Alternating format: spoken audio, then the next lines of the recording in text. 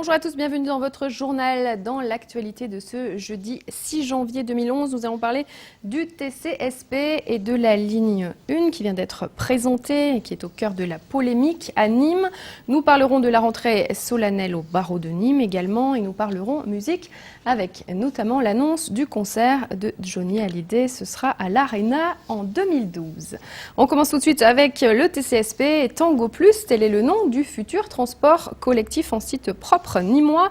Les travaux de la ligne 1 vont débuter ce mois-ci et le premier bus-tram devrait circuler en juin 2012. Plus de détails avec cette première ligne avec Olivier Michel.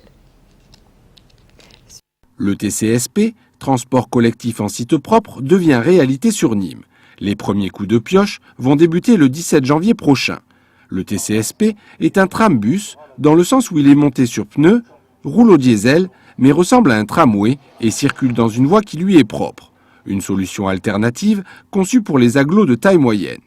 On s'est inspiré de ce qui a été fait dans des villes avec des profils d'écussons similaires à Nîmes. On peut citer Angers, on peut citer Besançon, on peut citer Dijon. Sur ce type d'aménagement a été réalisé.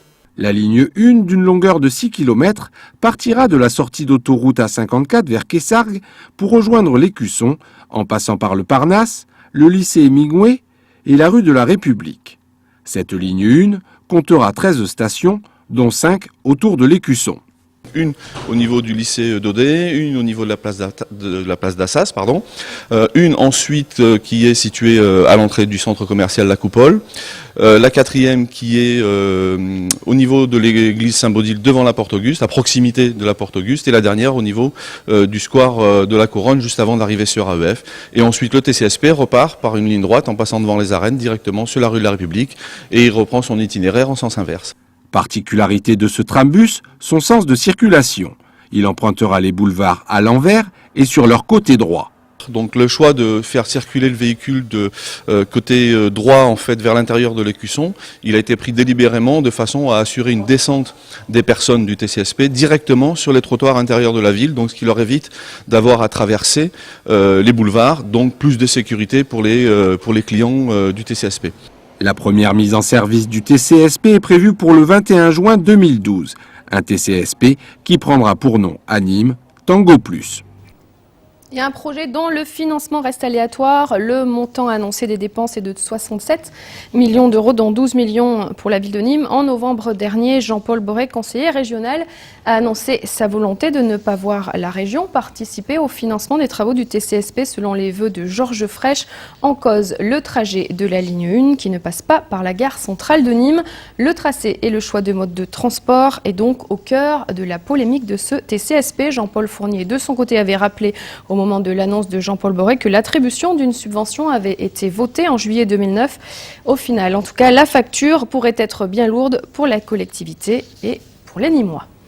Rentrée solennelle 2011 au barreau de Nîmes. 2010, une année difficile pour la justice en général. Manque de greffiers et de personnel à Nîmes. Résultat des affaires non traitées et ce, faute de moyens. On entend la réaction du procureur général. Il réagit notamment à la prochaine réforme au micro de Franck Chassagnon. On va statuer sur la garde à vue. La réforme complète de la procédure pénale est remise à plus tard. J'ai peur, je le crains, que les incohérences s'installent et qu'on ait un système qui ne soit ni anglo-saxon, ni continental, un système ingérable où le justiciable sera la première victime. Je suis pour une évolution de la procédure pénale, mais pas pour aller vers un système accusatoire. Qu'est-ce que c'est le système accusatoire? C'est un système où le faible est écrasé par la procédure. Parce que celui qui a les moyens de faire la contre-enquête, à ce moment-là, le parquet devient un accusateur public. Et son but, c'est de gagner un combat. C'est ça la procédure anglo-saxonne. Et celui qui n'a pas l'argent pour payer les détectives, celui qui n'a pas l'argent pour avoir les avocats compétents, il est écrasé par le système. C'est nous qui, même si les gens ne veulent pas le voir, maintenons un équilibre dans cette procédure qui est une procédure qui œuvre pour tout le monde, le faible comme le fort.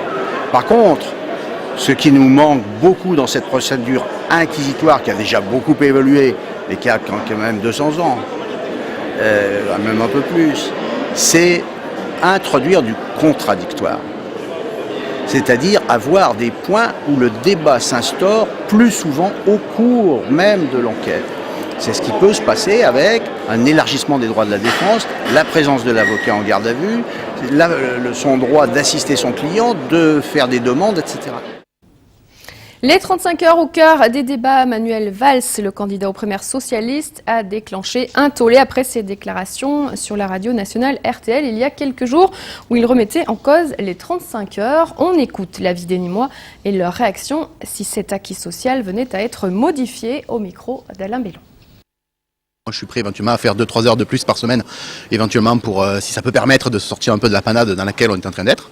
Et d'autres qui n'ont pas vraiment envie de faire, qui ont vraiment envie de rester aux 35 heures, qu'ils y restent et qu'on ne leur impose pas de faire du 39 ou X heures. Quoi. Au contexte actuel, le 35 heures, c'est très, très restreint au niveau des horaires de travail par semaine, alors que je pense qu'en Europe, on travaille jusqu'à 37, 38 heures. Mais bon, il faut laisser la porte ouverte aux syndicats qui puissent en parler en toute quiétude, mais je pense que de bloquer 35, 37, c'est trop administratif, il faut laisser l'ouverture. Je ne suis pas d'accord pour revenir sur les 35 heures, hein. C'est primordial de les garder.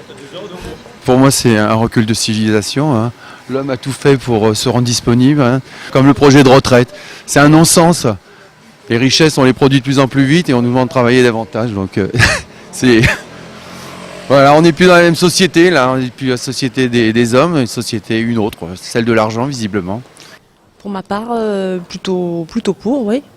Si on trouve après l'organisation familiale aussi qui va avec, notamment pour les mères de famille qui ont une activité aussi importante. Avis partagé donc sur les 35 heures et dossiers à suivre.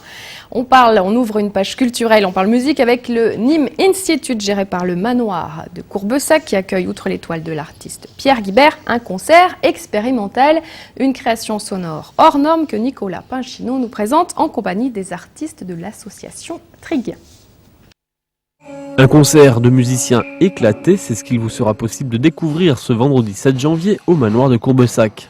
Bien sûr, il ne s'agit pas d'un concert où les protagonistes auraient abusé de substances hallucinogènes, mais bien d'une création originale proposée par l'association Trig, spécialisée à Nîmes dans la musique expérimentale.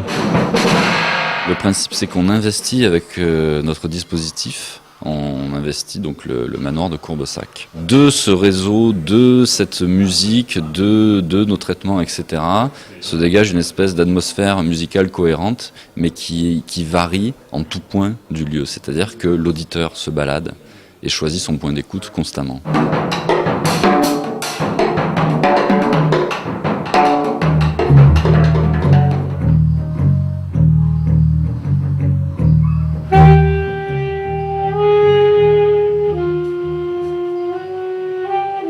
Les musiciens sont complètement disséminés dans l'espace et c'est eux qui sont les sources réelles. Donc c'est un concert qui propose en fait une vision entre acoustique et électroacoustique. Électroacoustique au sens où c'est le haut-parleur en fait qui à un moment donné retranscrit le son. On n'en a pas l'image en fait, on n'a pas la source. Mais par contre les musiciens, il faut aller les chercher en fait. Ils sont complètement éclatés dans le système. Des câbles serpentent dans la maison et permettent de découvrir au détour d'une pièce un saxophoniste au bout d'un couloir, une batterie et d'un lieu à l'autre les différents sons sont mixés et retransmis par haut-parleurs, le tout étant géré au centre par une régie d'effets sonores et un ordinateur organisant la synchronisation des musiciens.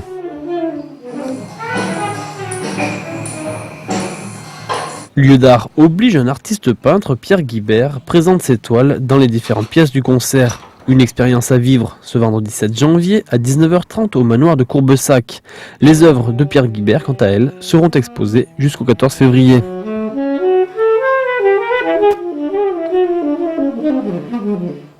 Voilà, un rendez-vous à ne pas manquer, c'est demain donc au Manoir de Courbessac. Musique toujours et en bref, on prend un peu d'avance en ce début d'année 2011 avec l'annonce d'un concert de la star de la chanson française. Johnny Hallyday sera en concert en mai 2012 à l'Arena. Le 15 mai a été annoncé à l'Arena de Montpellier. À noter donc dans vos agendas une date qui sera suivie d'une tournée. Nice et Monaco ont également été annoncés donc pour cette tournée de Johnny Hallyday en France. Votre soirée sur Télémie Miroir, noir et blanc à venir avec la manade au Banel. Rediffusion de la course camarguaise au Sainte-Marie-de-la-Mer. C'était le 30 octobre dernier. Et à 20h30, la rediffusion du journal. Voilà pour votre soirée sur Télé Miroir. Bonne soirée à tous en notre compagnie. Et à demain, 19h30, en compagnie de Franck Chassagnan pour une nouvelle édition, ainsi qu'à 12h30 pour le Flash. Bonne journée à tous.